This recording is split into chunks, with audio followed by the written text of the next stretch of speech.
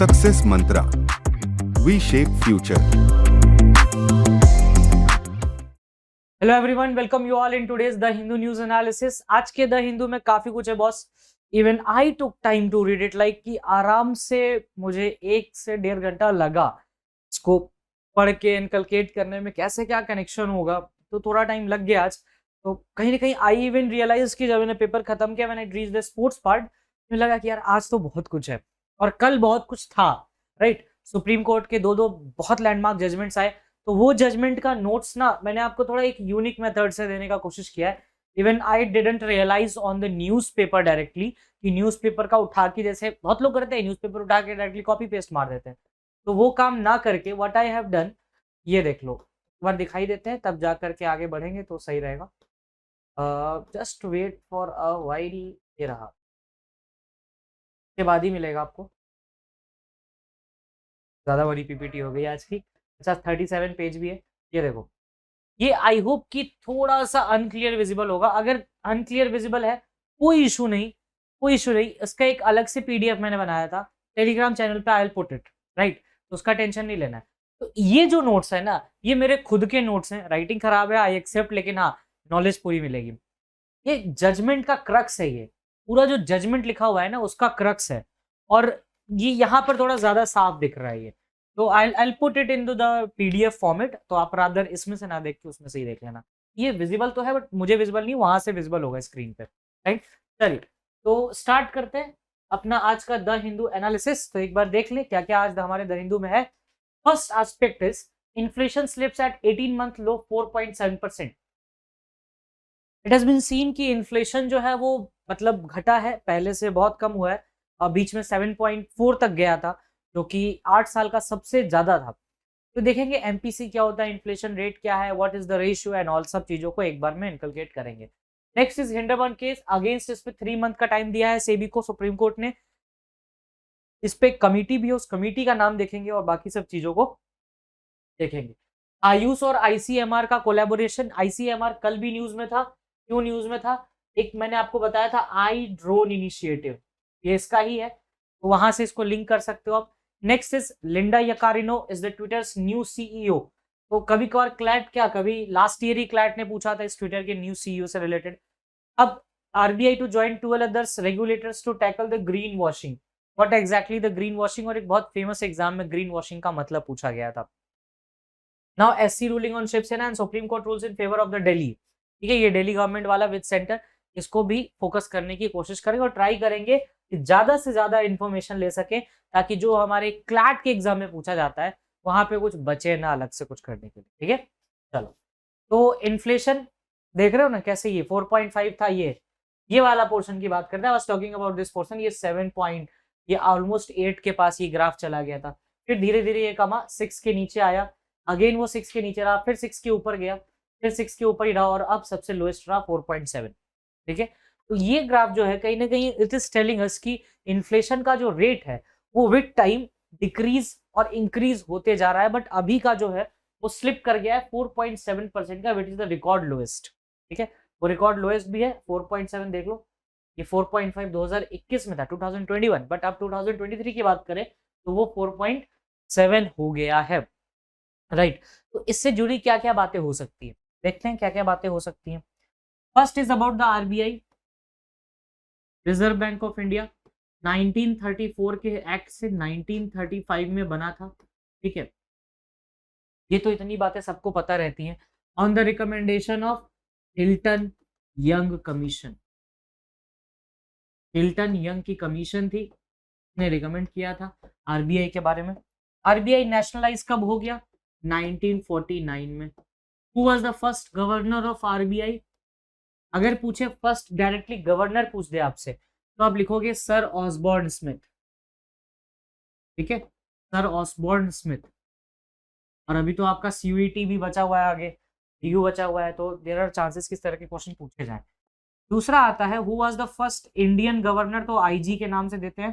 ठीक है, first Indian governor of RBI was CD Deshmukh. अच्छा, current governor of RBI CG लिख लेते हैं करंट गवर्नर, तो शक्तिकांता दास। तो ये याद रहेगा, इसमें ज्यादा कुछ ऐसा रॉकेट साइंस है नहीं। तो एक बेसिक इंट्रोडक्शन देख लिया। अब देखो, there is a thing that is the monetary policy committee, MPC, ठीक है। The things like repo rate, RR, second is the reverse repo rate, next is the inflation, and many more. These things are decided by a body that is known as the MPC, or we can say that the Monetary Policy Committee. ये committee बनाई गई थी Urjit R Patel के head के अंदर, और इस committee को रिकमेंड करने वाले थे आर आर राजन। इसी कमेटी ने रिकमेंड किया था कि जो इन्फ्लेशन रेट है वो 4+-2 रहना चाहिए इन सेंस ऑफ परसेंटेज, ठीक है। 4+-2 का मतलब या तो 2% या 6%। इससे ऊपर जाता है तो वी से कि आरबीआई सक्सेस नहीं हो पाई इन्फ्लेशन कंट्रोल करने में। अभी हो गई, अभी कितना है 4.7 है, एकदम इसके अंदर है, तो यही रहना चाहिए 4.2 से 6 के बीच में। रेपो रेट, जिस रेट पे बैंक्स लोन देती, ठीक है, आरबीआई को, आरबीआई जिस बैंक रेट पर बैंक लोन, अब इसको रिवर्स कर दो, आरबीआई जिस रेट से लोन लेती है बैंक से, दैट इज द रिवर्स, वो सिचुएशन रिवर्स हो जाएगा। सेंट्रल बैंक की बात हो रही है यहाँ पे। अच्छा, इसमें एक चीज और आती है, SLR, statutory liquidity ratio. Next एक और चीज आती है, cash reserve ratio. Statutory liquidity ratio जो होता है ये किसी भी फॉर्म में हो सकता है, ये एक्चुअली एक पोर्शन होता है, सीआरआर एंड एसएलआर, ये एक पोर्शन होता है जो किसी भी सेंट्रल बैंक को अपने पास रखना होता है। SLR currently 18% है और CRR is 4.5%। Cash reserve ratio is the name itself suggest, ये कैश में होता है और SLR कैश में नहीं होता। ये मतलब कैश में भी हो सकता है, ये किसी भी चीज में हो सकता है, गोल्ड में भी हो सकता है, राइट, और सिक्योरिटीज में भी हो सकता है, गवर्नमेंट सिक्योरिटीज। अच्छा, एमपीसी क्या होती है? It is a 6 member body, ठीक है, it is a 6 member body जिसमें एक गवर्नर होंगे, ऑब्वियस है, आरबीआई के गवर्नर, 2 आरबीआई के रिप्रेजेंटेटिव और 3 सेंट्रल बैंक से, सेंट्रल गवर्नमेंट से, ताकि वो बता सके, राइट। तो ये चीज आपको याद रखनी है, तो कि कितने लोग होते हैं, क्या होते हैं, एसएलआर, सीआरआर क्या होता है, आरआर क्या होता है, ट्रिपल आर क्या होता है, इन्फ्लेशन क्या होता है, Urjit R Patel and all. चलिए अब बात करते हैं इन्फ्लेशन की। अभी currently we are talking about the inflation 4.7%, right. ये तो छोटा नहीं होगा, ये टॉपिक याद ही होगा, ठीक है। देखो, इन्फ्लेशन जो है वो बेसिकली 2 तरह का होता है, एक होता है हेडलाइन इन्फ्लेशन और दूसरा होता है कोर इन्फ्लेशन। आसान भाषा में समझेंगे, ज्यादा टफ नहीं बनाएंगे किसी चीज को। हेडलाइन इन्फ्लेशन में क्या होता है, जब आप फ्यूल एंड फूड, मतलब एनर्जी और फूड को सब्ट्रैक्ट कर दो, ठीक है, सब्ट्रैक्ट कर दो, तो हम कहेंगे हेडलाइन इन्फ्लेशन। सॉरी, इसमें एडिशन होता है, माय बैड। अगर आप फ्यूल और फूड को जोड़ के रखो तो वो हो जाएगा हेडलाइन। अब इसी में हटा दो किसको, फ्यूल एंड फूड को, तो वो हो जाएगा कोर इन्फ्लेशन। बहुत लेजिट बात है, क्योंकि फ्यूल एंड फूड जो होता है वो एक एक एनर्जी और वो प्राइस बहुत डेरिवेटिव होती है इनकी। कभी अभी जो 4.7% हुआ है इन्फ्लेशन रेट, ये इसी कारण से हुआ है क्योंकि जो फूड प्राइसेस है वो थोड़ा ठंडा पड़ा है इस बार, तो इसलिए थोड़ा इन्फ्लेशन कंट्रोल में आया। फ्यूल एंड फूड कर लोगे तो हेडलाइन हटा दोगे तो कोर इन्फ्लेशन। आई होप कि इतना तो समझ में आ गया होगा, बहुत बेसिक था। हेडलाइन इन्फ्लेशन इसलिए बोला जाता है क्योंकि ये जनरल पब्लिक को दिखता है, हेडलाइन होती है, इसलिए हेडलाइन इन्फ्लेशन बोला जाता है, और कोई इसमें रॉकेट साइंस आगे नहीं है, ठीक है। 2014 से पहले, बिफोर 2014, हम जिसे होलसेल प्राइस इंडेक्स को ही हम हेडलाइन इन्फ्लेशन बोलते थे, WPI। बट आफ्टर 2015 फेब, तो सीपीआई जो होता है, कंज्यूमर प्राइस इंडेक्स, इसे हम कंसीडर करते हैं हेडलाइन इन्फ्लेशन। अर्लियर हम इसको कंसीडर करते थे WPI। इतना तो क्लियर हो गया होगा, WPI, CPI बहुत बेसिक टर्मिनोलॉजीज हैं। चलिए अब स्टार्ट करते हैं आगे, क्या क्या चीज है हमारे लिए।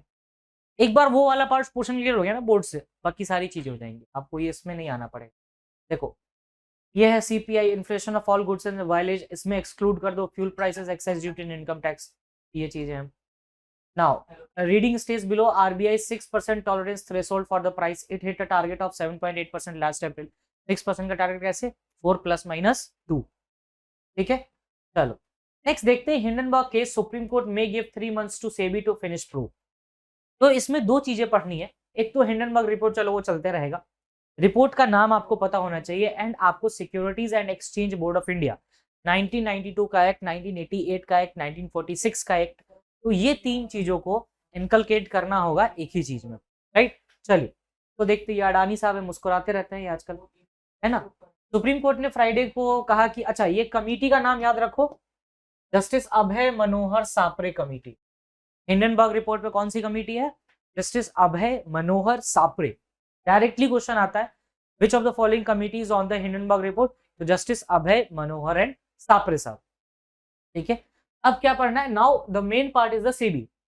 सेबी ने कहा कि हमें एटलीस्ट 6 मंथ्स का टाइम दीजिए ताकि हम रिपोर्ट को पढ़ के बाकी चीजों को कर सकें। सुप्रीम कोर्ट ने कहा कि नहीं, इतना टाइम नहीं दे सकते, maximum we can give you 3 months, तो 3 महीने का टाइम दिया गया है सेबी को। चलिए बढ़िया है, तो टाइम देने दीजिए, आप अपना पढ़िए।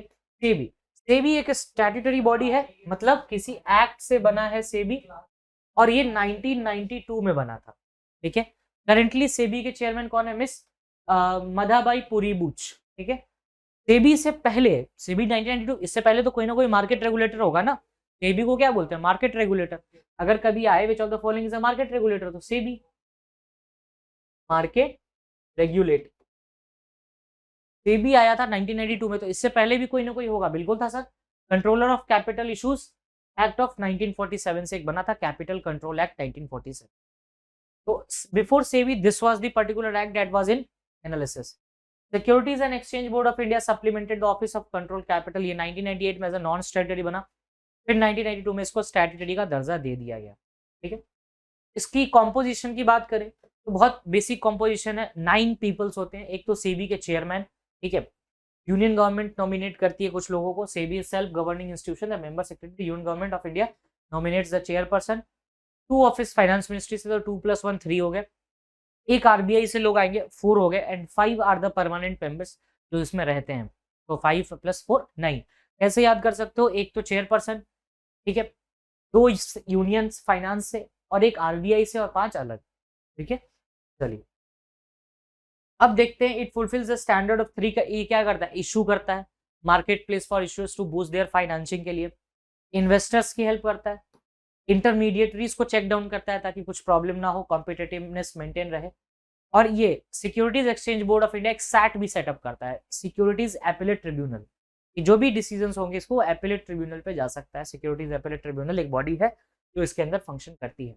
इसका मतलब ये सिविल कोर्ट के पावर, सिविल कोर्ट के हिसाब सीपीसी के अंदर ये अपना पावर डिराइव करता है। It is a quasi judicial body, ठीक है, it is a quasi judicial body. अच्छा, सेबी आगे रेगुलेट करने के लिए और क्या क्या करता है? Listing obligation disclosure requirements regulation 2015, जो कि गारंटी करता है कि मार्केट में किसी भी तरह का रूमर या फिर डिसीजन मेकिंग को हैम्पर नहीं होना। नाउ आयुष और आईसीएमआर का कोलैबोरेशन। आईसीएमआर को पिछले कई दिनों से एक बीच चीजों के लिए जाना जाता है, आई ड्रोन इनिशिएटिव, ये याद रखना, आई ड्रोन इनिशिएटिव आईसीएमआर का ही है। आयुष का फुल फॉर्म क्या होगा? आयुर्वेद, योग, यूनानी, सिद्धा एंड होम्योपैथी। कभी कभार लोग बोल देते हैं आयुर्वेद, योगा एंड नेचुरोपैथी, यूनानी, सिद्धा एंड होम्योपैथी, ये फुल फॉर्म है आयुष मिनिस्ट्री का। बहुत पहले की मिनिस्ट्री है ये, 2002 के अराउंड ये मिनिस्ट्री बनाई है। चलिए देखते हैं, ये साथ आ रहे हैं ताकि एविडेंस बेस्ड मेडिसिन पे काम किया जा सके, मॉडर्न मेडिसिनाइजेशन पे काम किया जा सके, नेशनल इंपॉर्टेंस पे तो आयुर्वेद एंड ऑल दोनों का चल रहा है। एंड इसमें बात करें तो 1995 में एक department of medicine and homeopathy बनाई गई, फिर 2003 में डिपार्टमेंट को आयुष नाम से दे दिया गया। आयुर्वेद, योग, नेचुरोपैथी, यूनानी, सिद्धा एंड होम्योपैथी के नाम से इसका नाम चला आगे। 2003 में ये मिनिस्ट्री आयुष के नाम से हो गई, उससे पहले डिपार्टमेंट ऑफ इंडियन मेडिसिन के नाम से ये चल रहा था। सिद्धा एक ऐसा सिस्टम है मेडिसिन का जो कि साउथ इंडिया में प्रैक्टिस किया था, स्पेशली तमिलनाडु एंड केरला। आज के टाइम पे साउथ कोरिया में भी इसको प्रैक्टिस किया जाता है, ठीक है। अच्छा, इसमें 3 तरह के हेल्थ सिस्टम है, एक प्राइमरी, एक कम्युनिटी हेल्थ सेंटर और एक डिस्ट्रिक्ट हॉस्पिटल्स। चलो नेक्स्ट है, ट्विटर के नए सीईओ हैं। अब बताओ क्या हुआ? हम लोग सारे मिलके खा लिए। आपको खाना था? आप बताना चाहिए।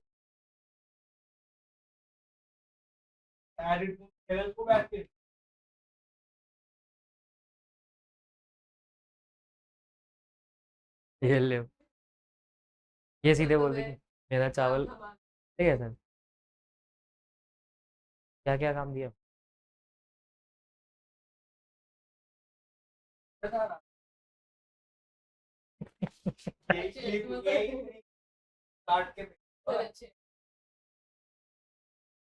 कभी कभार तो काम देते हैं।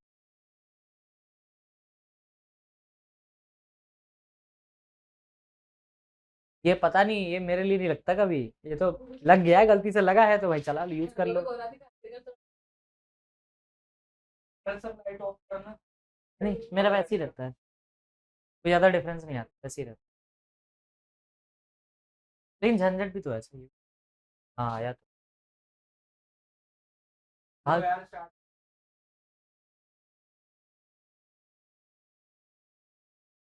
तो नेक्स्ट है Linda Yaccarino is Twitter's new CEO. तो इस टाइप का क्वेश्चन पूछ दिया जाता है कभी कभार, जैसे लास्ट ईयर यूट्यूब से रिगार्डिंग पूछा गया था फाउंडर कौन था, तो वैसे ही यहाँ पर भी काम करता है ये कि ट्विटर का फाउंडर सीईओ। इलॉन मस्क पहले सीईओ थे, लेकिन अब ये मैडम सीईओ बनेंगी, याद रखना, लिंडा याकारिनो।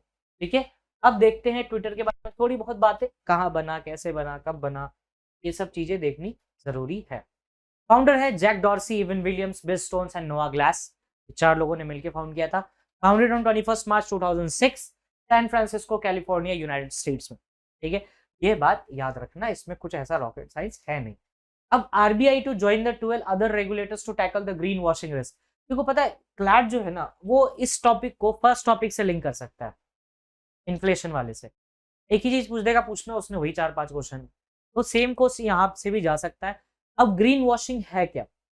देखो, ग्रीन वॉशिंग अगर बहुत आसान लैंग्वेज में समझा जाए तो it is the basically it is a practice of conveying a false impression that a companies product are eco friendly and environmentally sound. देखो एक गाइडलाइंस होती है कि कोई भी प्रोडक्ट हो जाए तो आपको वो एनवायरमेंटली साउंड और इको फ्रेंडली होनी चाहिए। अब वही गाइडलाइंस ग्रीन वॉशिंग में होता है। तो ग्रीन वॉशिंग जब तक आपका नहीं है तब तक प्रोडक्ट्स को कंपनी नहीं किया जाता कि आप मार्केट फ्रेंडली प्रोडक्ट नहीं हो, इकोनॉमिकली आप एनवायरमेंट फ्रेंडली प्रोडक्ट नहीं हो। और ऐसा हो चुका है, वोल्क्सवैगन के साथ हो चुका है, एक कोल्ड ड्रिंक कंपनी थी उसके साथ भी ये बातें हुई हैं।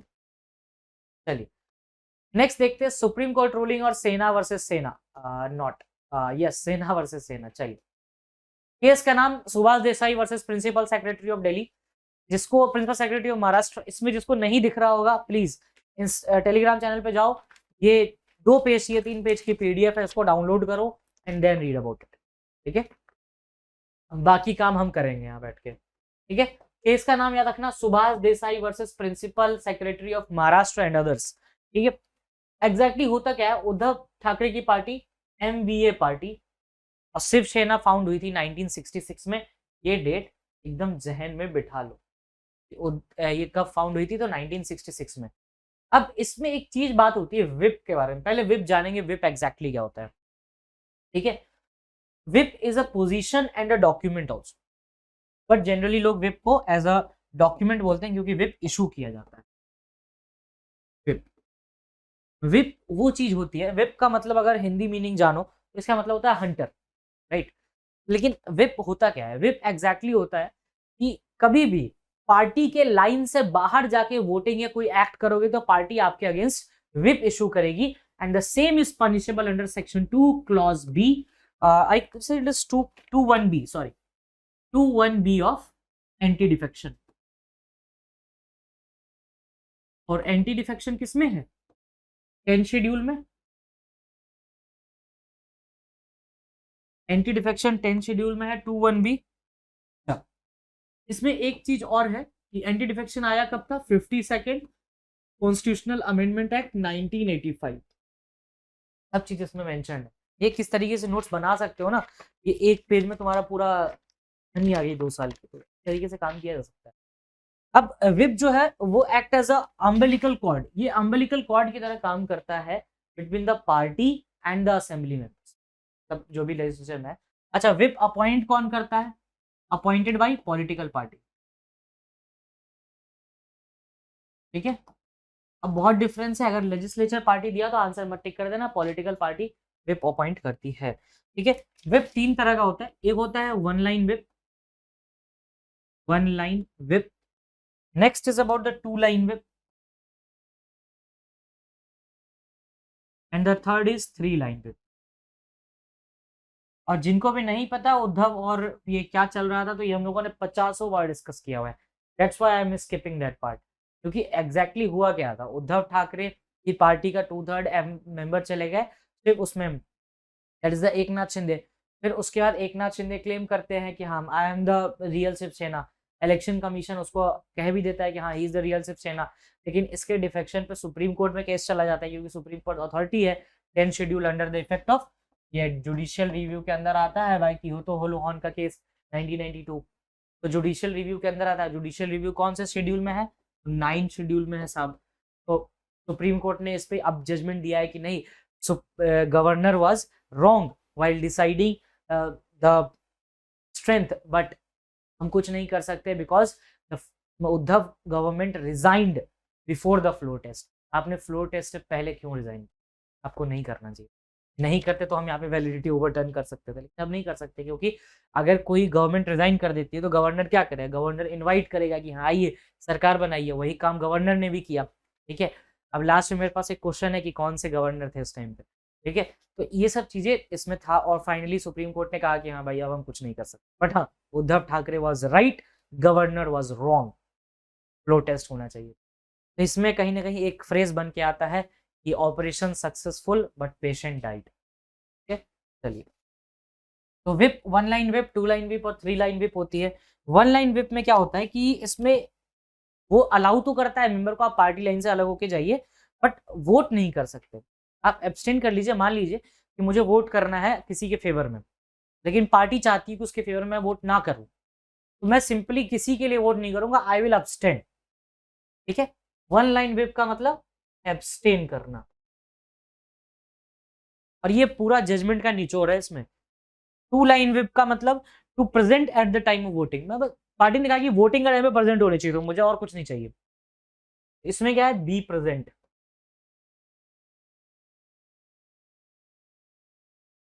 B present. अब थ्री लाइन विप में क्या होता है कि direct them to vote as the party line, direct to vote. तो ये 3 विप हो गया, आई गेस की क्लियर हो गया होगा। One line whip abstain from voting, two line whip be present at the time of voting, three line whip vote as per the party line. अगर आप पार्टी लाइन के against जाते हो तो 2(1)(b) के अगेंस्ट आपको डिफेक्शन मान लिया जाएगा and you will be removed from the house. ठीक है, तो ये विप का कॉन्सेप्ट समझ में आया, इसमें कोई गड़बड़ी मत करना बस। अब चलिए, अब नेक्स्ट चीज देखते हैं कि एग्जैक्टली क्या है। अपन ने ये वाला पार्ट कंप्लीट कर लिया, completed this part, we have completed this part, this case name and this part. Uddhav Thackeray NVA party Shiv Sena was founded in 1966। देखो, इन 2022 5 जज बेंच को रेफर किया गया अंडर आर्टिकल 145 क्लॉज 3। इस पूरे जजमेंट पे आपको एक आर्टिकल दिखेगा अंडर आर्टिकल 145 क्लॉज 3। देखो, आर्टिकल 145 जो है कॉन्स्टिट्यूशन को, वो बोलता है rules of the supreme court. ठीक है, 145 क्लॉज 3 जब पढ़ोगे तो उसमें बताता है 5 जज बेंच जो है वो कॉन्स्टिट्यूशनल बेंच होती है। जब भी कॉन्स्टिट्यूशनल मैटर होता है तो किसी भी मैटर को रेफर किया जा सकता है टू द 5 जज बेंच। और इसमें वही हुआ, 2022 में 3 जज बेंच थी रमना के टाइम पे, जस्टिस रमना थे उस टाइम पे चीफ जस्टिस, तो उन्होंने 5 जज बेंच को रेफर किया, उसी 5 जज बेंच ने डिसीजन दिया है। और इसको हेड कर रहे हैं इस बेंच को डीवाई चंद्रचूड़, और पहले कौन थे? जस्टिस रमना, नाम याद रखना, भूलना मत। ठीक है, रेफरेंस लिया गया 2 केस का, एक रिबाम नाबिया, ठीक है, निबाम रेबिया का case, and the second case is the Kihoto Hollohan का केस। ठीक है, को भी नहीं पता चल रहा है, प्लीज रेफर दिस शीट। तो नबाम रेबिया का जो केस था उसको कहा गया कि it is in conflict with the Kihoto Hollohan. क्यों कहा गया? नबाम रेबिया का कहना ये था, नबाम रेबिया के केस से, अब नबाम रेबिया के केस को 7 जज बेंच को रेफर कर दिया गया है। ठीक है, इसके कंक्लूजन जब हम पढ़ेंगे तो उसमें हमें देखने को मिलेगा कि इसको 7 जज बेंच को रेफर कर दिया गया। और किहोतो होलोहन में एग्जैक्टली क्या था? किहोतो होलोहन में सुप्रीम कोर्ट ने कहा कि एट द वेरी इंस्टेंट और defection before the speaker decides you will not refer it to the supreme court. जब तक स्पीकर के, डिफेक्शन कौन डिसाइड करता है? Defection is decided by speaker या फिर चेयरमैन, या तो स्पीकर या चेयरमैन। तो जब तक स्पीकर उस पर कोई डिसाइड नहीं कर देता, आप इस पे कुछ भी राय नहीं लेंगे, आप कोर्ट नहीं आएंगे। Eight the very first instance आप नहीं आ सकते, क्यों तो। लेकिन नबाम रेबिया जस्ट उसका उल्टा बोलता है। तो इसी पे सुप्रीम कोर्ट में कहा गया कि ये कॉन्फ्लिक्ट में है, लेकिन एजी साहब ने कहा भी कि नहीं ऐसा नहीं है, नबाम रेबिया कॉन्फ्लिक्ट में नहीं है, क्योंकि नबाम रेबिया का जजमेंट जो था वो मोरालिटी पे दिया गया था, कॉन्स्टिट्यूशनैलिटी पे दिया गया था। तो बहुत अलग बातें हैं उसमें, अरुणाचल प्रदेश से रिलेटेड है वो। चलिए, आई होप कि ये वाला पार्ट याद होगा, इसमें अब कोई दिक्कत नहीं है, वेब वाला पार्ट अपन पूरा कर चुके हैं। उसके बाद है, इसमें बात की गई आर्टिकल आपको 212 की। आर्टिकल 212 बात करता है कि सुप्रीम कोर्ट, इसमें एक चीज और उठा कि सुप्रीम कोर्ट कैसे हाउस के प्रोसीडिंग्स के बारे में डिस्कस कर रहा है, क्योंकि आर्टिकल 212 रेस्ट्रिक्ट करता है प्रोसीजर फ्रॉम जुडिशियल रिव्यू। जो भी हाउस के प्रोसीजर्स है वो जुडिशियल रिव्यू से रेस्ट्रिक्टेड है। हाउस के प्रोसीजर को आप जुडिशियल रिव्यू में ले ही नहीं सकते, that is the procedure of the house. लेकिन सुप्रीम कोर्ट ने कहा है कि यहां पर जो है whip is not the procedure, we can include it into the judicial review. तो 212 एक बहुत, अगर हम इसका एनालिटिकल रीडिंग करें तो विप इसके अंदर आ जाएगा और वो जुडिशियल रिव्यू के अंदर भी आ जाएगा, लेकिन आर्टिकल 212 जुडिशियल रिव्यू के अंदर नहीं। ठीक है, अब कैसे पढ़ना है इस चीज को, कॉन्स्टिट्यूशन साथ में रखना है। आर्टिकल 212 ओपन करो, उसमें क्या पढ़ा होगा, restrict the procedure from judicial review. House के जो भी प्रोसीजर है वो जुडिशियल रिव्यू से अलग होंगे, लेकिन एक्सेप्ट विप। सुप्रीम कोर्ट ने ये बात बोल दिया। उसके बाद आर्टिकल 189 इसमें था, आर्टिकल 189 राइट, अंडर आर्टिकल 189 क्या बोलता है, quorum, casting vote and adjournment. Speaker जो है वो कोरम डिसाइड करेगा 1/10। कोरम कितना होता है, कोरम इज 1/10, तो कोरम इज 1/10, इतना कोरम होना चाहिए किसी भी हाउस में मेंबर। और कास्टिंग वोट किसके पास होती है, स्पीकर के पास किसी भी तरह का वोट नहीं होता, क्योंकि इसमें स्पीकर के डिस्क्वालिफिकेशन, स्पीकर के रिमूवल के बारे में भी बात किया गया। स्पीकर के पास केवल एक ही वोट होता है, that is the casting vote. ठीक है, इन केस ऑफ टाई तो स्पीकर कास्टिंग वोट करते हैं। आर्टिकल 189। नेक्स्ट है आर्टिकल 181 एंड आर्टिकल 180। तो पहले आर्टिकल 180 देखेंगे, डेप्यूटी स्पीकर के बारे में बात करते हैं कि अगर स्पीकर नहीं है तो डेप्यूटी स्पीकर। 181 बात करेंगे right of speaker in respect to article 179, वो ये बात करता है। 179 देख लेते हैं पहले क्या है। 179 इस केस में 50 ओवर मिल जाएगा। 179 जो बात करता है वो है रिमूवल और vacation of seats of the speaker. ठीक है, ऑफ अ स्पीकर। रिमूवल और वेकेशन ऑफ सीट का मतलब क्या हुआ, 179 का जब क्लॉज 1 और 2 पढ़ रहे होंगे तो उसमें यही दिया जाता है कि अगर स्पीकर रिजाइन कर देता है या छोड़ देता है, चला जाता है, तो वेकेशन ऑफ सीट में या डेथ हो जाती है तो स्पीकर का सीट वैकेंट माना जाएगा। आर्टिकल 179 क्लॉज 3 होता है रिमूवल ऑफ स्पीकर, लेकिन रिमूवल ऑफ स्पीकर में 14 डेज का प्रायर नोटिस होना चाहिए स्पीकर को रिमूव करने के लिए, और इस केस में हुआ भी, स्पीकर को रिमूव किया गया। जैसे ही एकनाथ शिंदे उन्होंने स्पीकर को रिमूव किया, 14 डेज का प्रायर नोटिस। ठीक है, उसी में आप आर्टिकल 181 याद करेंगे कि स्पीकर के पास क्या क्या राइट्स होते हैं eight the time of removal, कि हाँ भाई वो सेशन में प्रेजेंट रह सकता है, अपने जो भी उसका रिमूवल है, भले वोटिंग नहीं करेगा बट हाँ वो प्रेजेंट रह सकता है। तो आई होप कि ये वाला पार्ट क्लियर होगा। पूरा अच्छे से टाइम लेके बताया, कोशिश किया कि जितना इजी लैंग्वेज में हो सके उतना इजी लैंग्वेज में ये चीज जाए, बट हाँ एक बार बेयर एक्ट सामने में रख के पढ़ना है, ऐसे मत पढ़ना नहीं तो समझ में नहीं। क्योतो होलोहन में कहा गया था कि स्पीकर जो है एज अ ट्रिब्यूनल एक्ट करता है, तभी इसको हम कहेंगे कि ये जुडिशियल रिव्यू के अंदर आ जाएगा। राइट, उसके बाद है 212 जुडिशियल रिव्यू स्पीकर्स। इसमें अगर आप बात करोगे तो अगर 212 जुडिशियल रिव्यू के अंदर तभी आएगा जब प्रोसीजर जो है वो आपको इलीगैलिटी से सफर करेगा। तो 202 इन जनरल जुडिशियल रिव्यू के अंदर नहीं आता है, because it all discuss with the procedure of the house. But वो आ जाएगा जुडिशियल रिव्यू के अंदर इन दो केस, एक if the procedure is itself illegal first, and second कब आएगा वो जुडिशियल रिव्यू के अंदर, जब विप की बात हो रही होगी। ठीक है, क्योंकि विप इसके प्रोसीजर में काउंट नहीं होता। पॉलिटिकल पार्टी जो बात की थी, पॉलिटिकल पार्टी जो डिसाइड करता है कि विप कौन होगा, तो political party section 29A of RP act 1951 बताता है कि who can be a political party.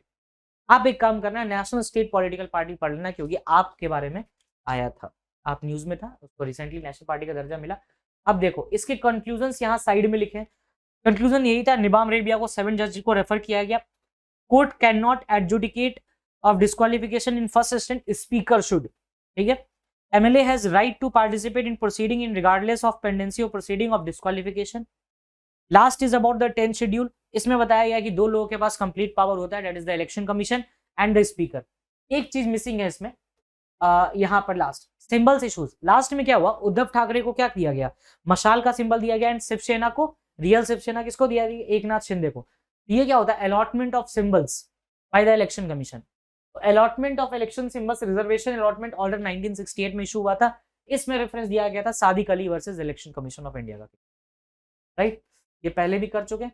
Next is about the supreme court deals, Delhi government के फेवर में दिया गया, टसल हुआ, तो इसमें 3 लिस्ट को छोड़ करके बाकी, इसमें भी बहुत कलेश मचा, जनरल क्लॉजेज एक्ट की बात हुई, उसके बाद भी ये भी पूछा गया कि क्या यूटी होता है, क्या स्टेट होगा, क्या स्टेट यूटी एक्ट कर सकता है, क्या यूटी स्टेट हो सकता है। एनसीटी ऑफ दिल्ली क्या है, NCT of Delhi is not a UT, आप इसको यूटी नहीं कह सकते सिंपल, इसके पास एक सू जेनरिस प्रोविजन है, that is it is a unique in itself, ठीक है। इसमें आर्टिकल 239 ए डिस्कस किया गया, देखेंगे क्या है A B, 69th amendment act, तो ये सबको देखेंगे। और एक बालाकृष्णन कमेटी है जिसने बताया था कि ये जिसके रिकमेंडेशन पे ही दिल्ली को एनसीटी का दर्जा मिला था, बालाकृष्णन कमेटी, लोग मिस करेंगे, ये न्यूज ने भी मिस किया था बट ये जजमेंट में मिस नहीं हो सकता, राइट। सबसे पहले तो ये जानो, एक कैडर होता है आगमुट कैडर, ठीक है, AGMUT, एगमुट कैडर, जब आप यूपीएससी क्वालिफाई करते हो तो उसमें ये चीज आता है। अरुणाचल, गोवा एंड मिजोरम और एंड अदर यूनियन टेरिटरीज का मतलब यही होता है। एक होता है ए से अरुणाचल, जी से गोवा, अब लगेगा ये क्यों बता रहे हो, तो ये इसमें है मिजोरम एंड अदर यूटीज, ठीक है। इसके अंदर 2 तरह की सर्विसेज की बात होती है, that is the DANIPS and Danix. It is about the civil services and the police service. DANIPS is the police service. DANIPS पहले आया था 1972 में और ये 1992 में, डिफरेंस यही है दोनों में, ये पुलिस सर्विस के लिए, ये सिविल सर्विसेज के लिए। ये कहाँ होता है, दादर नगर, दमन दीव, एनसीटी ऑफ दिल्ली, पौंडीचेरी, इन सब जगह पे जब भी यूनियन टेरिटरीज है वहां पर ये सर्विसेज होती हैं, डैनिप्स और डैनिक्स की, ये यूनियन टेरिटरीज स्पेशलाइज सर्विस होती है। इस पूरे जजमेंट में ये कहा गया कि जितने भी सिविल सर्विसेज हैं, भले ही वो प्रेसिडेंट अपॉइंट करते हो, बट स्टेट के पास पावर होना चाहिए कि वो डिसाइड करेगा किस तरीके से काम करेंगे, नहीं तो ऐसा तो एफिशिएंसी हो ही नहीं पाएगी। इसमें क्या बात हुआ, asymmetrical federalism, asymmetrical federalism. Federalism क्या होता है, centre state relationship. Centre state relationship को जिंदा रखने के लिए ये बहुत जरूरी था कि आईएएस एंड आईपीएस सर्विसेज जो है वो स्टेट को दी जाए, वो अलग स्टेट्स में दिया गया, लेकिन दिल्ली में ये चीज नहीं थी। दिल्ली में केजरीवाल कोई काम करे, ये करे ही ना एडमिनिस्ट्रेटर्स, क्योंकि ये तो यूथ सेंटर के अंदर आते हैं, हम क्यों करेंगे। लेकिन अब ये सेंटर के अंदर नहीं आएंगे, अभी एनसीटी ऑफ दिल्ली के अंदर आएंगे according to the recent supreme court judgement. चलिए एग्जैक्टली हुआ क्या कि इसमें क्वेश्चन में था आर्टिकल 239 ए जो दिल्ली के बारे में बात करता है, 16th अमेंडमेंट 1991, कमीशन थी बालाकृष्णन, नीचे वैसे मैंने इसमें नाम लिख दिया है, बालाकृष्णन कमेटी, ठीक है। शेड्यूल 7, इसमें 3 लिस्ट है, list 1, list 2, list 3, state union concurrent list. List 1 entry 41 services जो इसमें बात की गई है, डैनिक्स, डैनिप्स, आईपीएस, आईएएस, इस पे बात होती है, जो अभी हम लोगों ने जस्ट देखा। सुप्रीम कोर्ट ने कहा कि अंडर स्टेट रहेंगे सभी चीजें, ये services, except law and order, land and police, ये 3 चीज।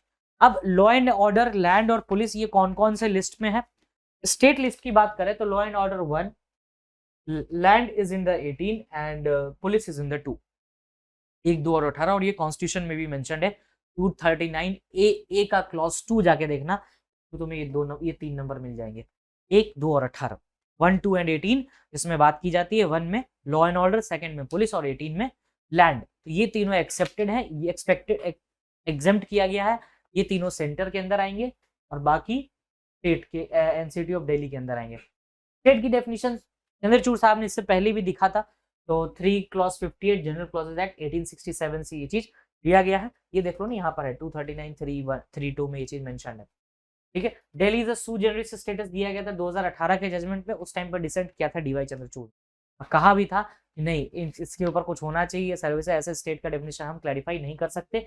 इवन जज साहब ने बाद में इतना तक कहा कि दिल्ली को हम सिंपली स्टेट नहीं कह सकते, ये सिंपली यूटी भी नहीं कह सकते, स्पेशल दर्जा है इसके पास, तो उस तरीके से इसको ट्रीट भी किया जाना चाहिए, और फेडरलिज्म के कॉन्सेप्ट फेड ना हो जाए, कहीं ना कहीं यूनिटरी बनता दिख रहा था, सेंटर का ही सब कुछ पावर था, इसको भी कंट्रोल किया जा सके, तो इन्होंने ये चीज किया finally, and this was the need of the time.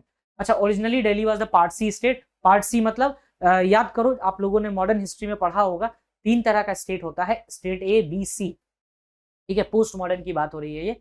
And state A and B, C, ये फजल अली कमीशन था, जिसके रिकमेंडेशन पे ही स्टेट रीऑर्गेनाइजेशन एक्ट 1956 आया, और उन्होंने रिकमेंड किया था स्टेट्स, और Delhi was the part C states, और गवर्न किया था states act 1951। But after the Balakrishnan committee in 1987 1991 का अमेंडमेंट आया, दिल्ली को एनसीटी का दर्जा मिला।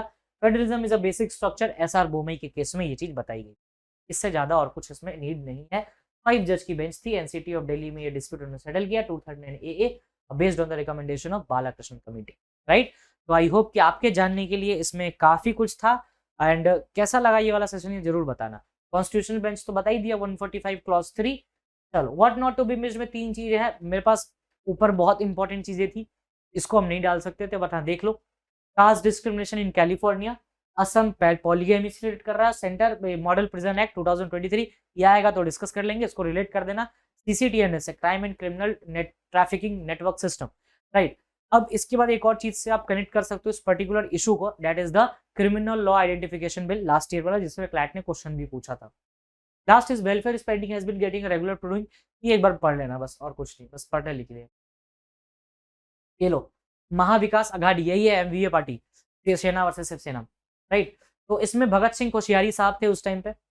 इन which year did prevention of sexual harassment 2013, Imphal valley 90%, ये हम लोगों ने पढ़ा था when we read about the Manipur. और एससीओ का ये वाला लास्ट समिट हुआ था समरकंद उज्बेकिस्तान में, right. So that's all from my side, thank you.